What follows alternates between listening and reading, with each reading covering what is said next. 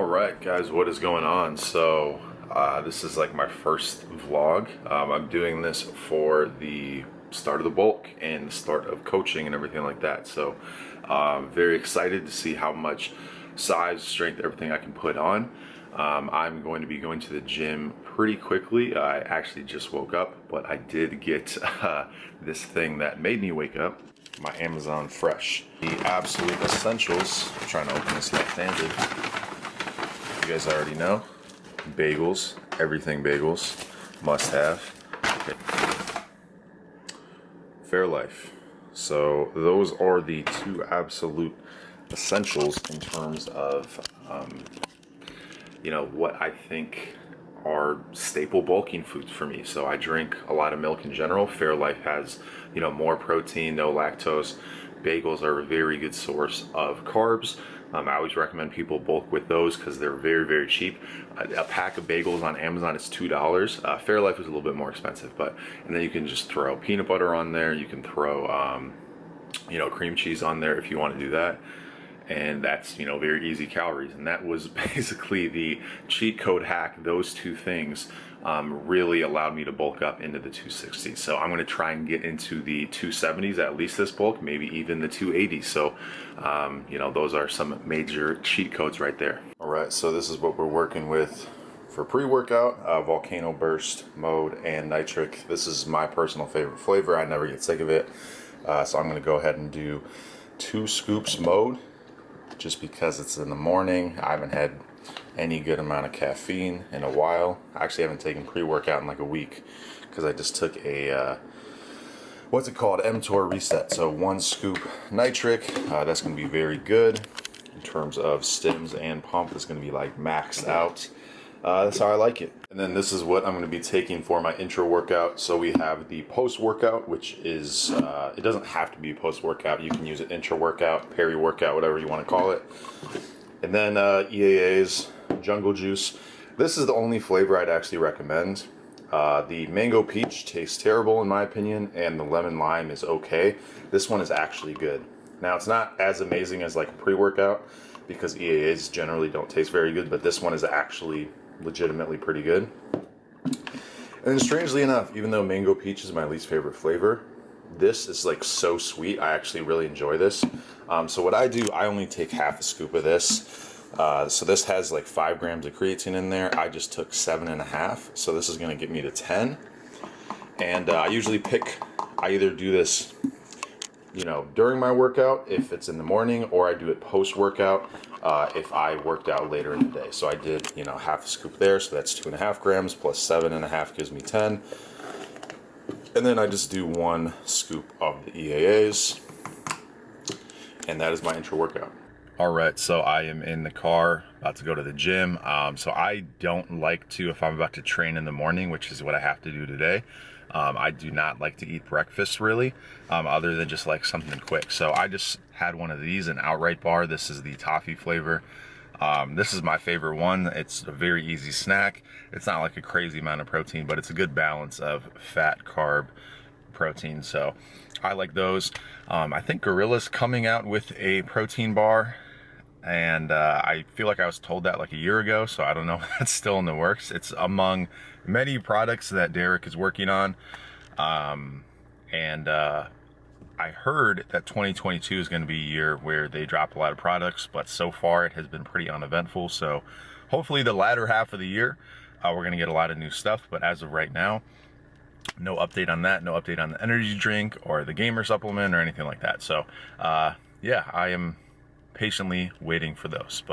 And then here's my spreadsheet, my program. I don't know if you can see that. There we go. Pause, close grip, Larson press. Oh, by the way, my coach is Coach Paris Butler, also known as Bald Omni-Man. So I'm starting working with him today. So pause, close grip, Larson press. I got back downs, chest supported row, seated overhead press, supersetted with hammer curls, and then tricep rope push down. So that is a lot kind of lower volume than I'm used to. So I usually do like very high frequency, very, high volume in general. That's kind of the style that I've done over the past couple of years that have got me really good results. It's kind of been like the nucleus overload style training that I have done personally. And I've gotten really good results doing that.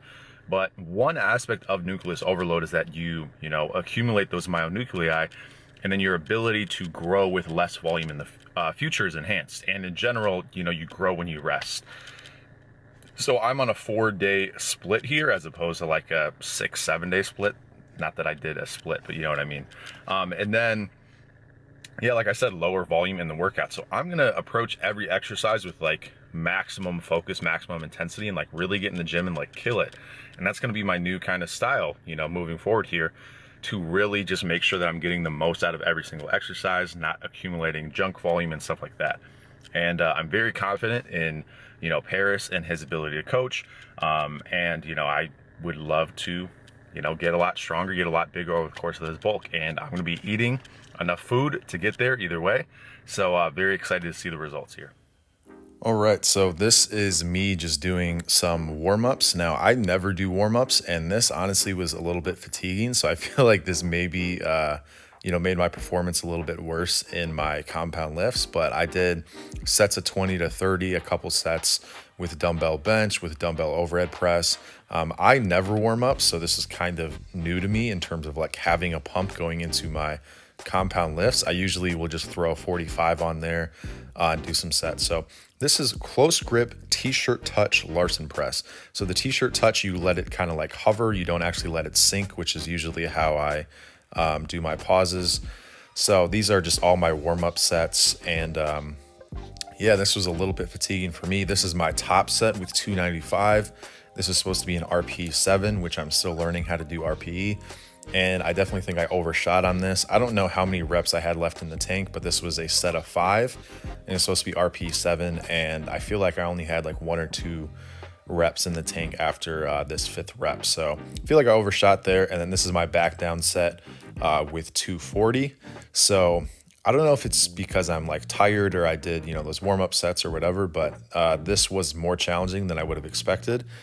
So at the peak of my bulk, I was able to do 315 for 9 with the same variation. Only difference is that I did a normal pause as opposed to a t-shirt touch. So I don't know if t-shirt touch is really that difficult, but it was very hard for me today. Then this is a chest supported row. This was very awkward and I wasn't able to get like the full stretch that I wanted, but the setup for this was very difficult. I know that there are some plyo boxes in this gym, but I had to set it up like this because there's only one plyo box I could find. So I'm going to have to talk to Paris and see how I should set these up, or if there's like a different chest supported row I can do. Otherwise I'll just use a different gym, but this is the one that I had available for myself today. So this is what I used. This was a set of 15 and this was pretty hard. I mean, this was overall awkward, but it was still very hard. And then I did, the next exercise, I had some back downs with that as well. So this is a pause in the middle seated overhead press. So this is 185 here for my top set. This is supposed to be an RP 7 as well. I think I might have undershot this one. But if anything, I think I was probably, in the pocket for this. I'm still, like I said, very, not used to doing RPE. So, yeah, I think I had a few more reps left in the tank there. And then I was supersetting this with hammer curls here. And this is where the workout started to really get difficult. So the chest supported rows were difficult for sure because they were such high reps and it was very awkward. But with this, I had 90-second rest intervals and I was doing supersets. So, when I continued to do the superset, my work capacity was really not good. So this is only 165. This is a 10% drop. And I think I did 7 on this one. And then I did one more set that I didn't catch on camera. But I was only able to do like 3 reps. And I hit the J hook there as well. So, I felt like I was just fighting the clock, especially I was trying to film this as well. So I went as hard as I could, but I felt like I was just sweating like crazy and it was pretty difficult. So, and then the final kind of exercise here is this rope push down. So this is kind of like a rest pause medley here. So I do, I think 7 reps with something that I was supposed to be able to do like 10 with. So this is only 70 pounds. It's really weird how these, cable systems, the ones that are like straight vertical like this, that are just like the single I don't really know what you'd call this, but like this, for example, is very difficult relative to some other ones, and I'm only using 70 pounds here. So you see that I did like a kind of pause there. That was me actually taking 3 deep breaths. So I did 7 reps, then I did 3 deep breaths, and then I did 4 more reps. And then here I am breathing again. And then I do 3 more. So that's kind of the medley. And then after this, I did the same thing, but I reduced it by 10 pounds, did the same thing. And this is the finisher for my workout. And then I just did cool downs after that. All right, so I just finished the first workout. Definitely kicked my ass. I don't know if it's just because I took a week off from the gym or if I was like cutting and I wasn't accumulating that much volume, but that was really tough for me, which is really weird because when I was looking at it on paper, it didn't seem like it would be that bad. But yeah, I think I just really focused on like rep quality, and then the rest intervals for some of the exercises were like 90 seconds. And that's not something that I've done for a while. So I used to do drop sets a lot. I used to do that on my last bulk. And I feel like I developed a really good work capacity, but right now my work capacity is absolutely awful. So I think that's what Paris is trying to do, is like build my work capacity doing this. And it's kind of like bodybuilding focused as well. But yeah, the first, part where I realized that this was going to be tough was doing the chest supported rows. And I was just barely able to do like 95 pounds with that, which was really surprising for me.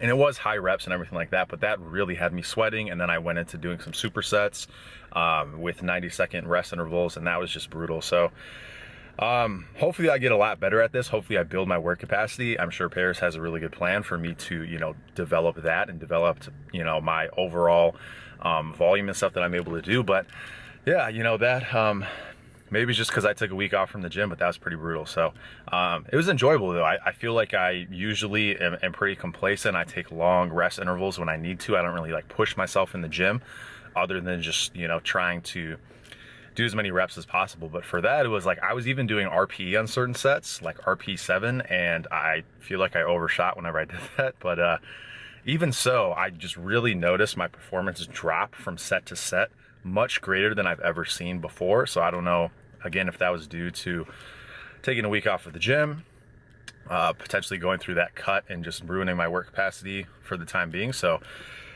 excited to see how that progresses and how that can help me, build size and strength in the future, because I think having a better work capacity is good. So yeah, that's kind of my thoughts on that after day one, and excited for the lower session tomorrow.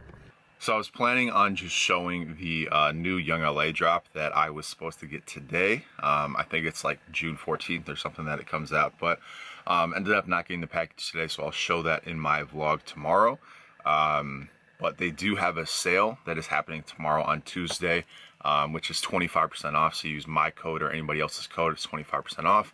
It is my birthday this week, so if you're trying to help your boy out with the birthday present, that would be a cool one. But yeah, anyway, I'll show that just briefly tomorrow. I'm not going to do like a try on haul or anything like that. But yeah, I am planning on vlogging my training day videos.